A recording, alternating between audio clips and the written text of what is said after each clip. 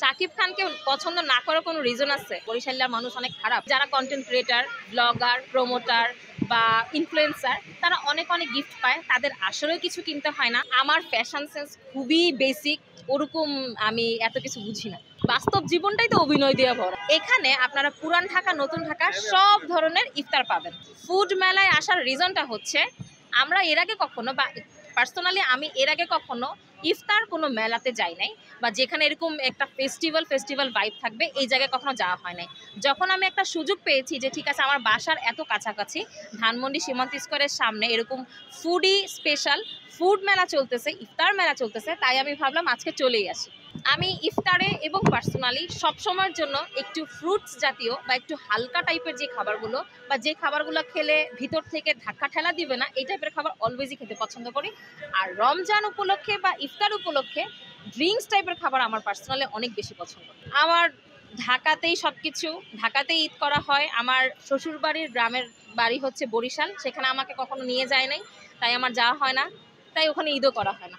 সত্যি কথা বলতে আমি না ওই ছোটবেলা পর্যন্তই হচ্ছে আনুষ্ঠানিকভাবে ঈদ শপিংটা করতাম। বড় হওয়ার পরে ওভাবে করে আমার ঈদ শপিংটা কন্টিনিউ করা হয় নাই। ওই টুকটাক যে যা গিফট দেয় এগুলোই পরে ফেলি, এক্সট্রাভাবে নিজের জন্য যে আলাদা করে ঈদ উপলক্ষে কিনবো সেটা আর হয়ে ওঠে না। বাট হ্যাঁ, যখনই আমার যা কিছু প্রয়োজন হয় তখনই সেটা কিনে ফেলি। আর কেনাকাটার ব্যাপারটা এতটা অ্যাভেলেবেল হয়ে গেছে যে ঈদের জন্য আনুষ্ঠানিকভাবে কিছু কিনবো এটা আর হয়েই ওঠে না। যারা কন্টেন্ট ক্রিয়েটার, ব্লগার, প্রমোটার বা ইনফ্লুয়েন্সার তারা অনেক অনেক গিফট পায়, তাদের আসলেও কিছু কিনতে হয় না।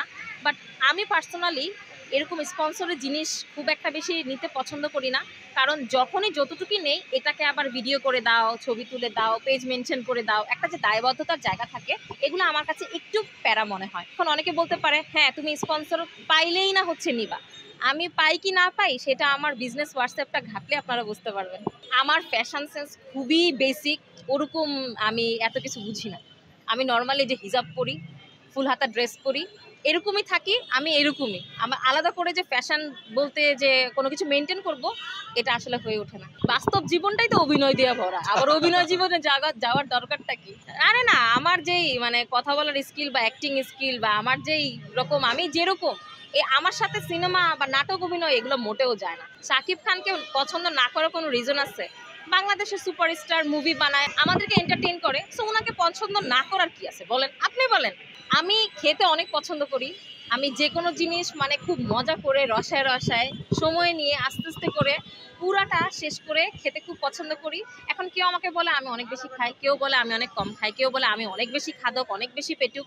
এক একজন এক এক রকম বলে, যে যাই বলে আমি ওইটাই এনজয় করি। কোনো রকম প্রমোশনের পারপাসে কোনো রেস্টুরেন্টে যেয়ে আমরা খাবার খাই, সেটাকে যদি আপনারা ফ্রি খাবার বলেন, তাহলে আপনারা যে মানে অফিস আদালতে যে চাকরি করার সময় যে চা খান, বিস্কিট খান, সেটাও ফ্রি। বরিশালের মানুষ অনেক খারাপ, বরিশালের মানুষ ভালো না, ওরা ঝগড়াঝাটি করে, ওরা মারামারি করে। বাট আমি কখনো পার্সোনালি এরকম পাই নাই। আর আমি যার সাথে সংসার করতেছি, ঘর করতেছি, সে বরিশাল্লা, কিন্তু সে অনেক ভালো মানুষ। এবং যদি প্রত্যেকটা বরিশালের মানুষ যদি আমার হাজব্যান্ডের মতন হইতো, তাহলে হয়তো বা আজকে যে একটা মিথ যে বরিশালের মানুষ অনেক খারাপ, এটা আর থাকতো না।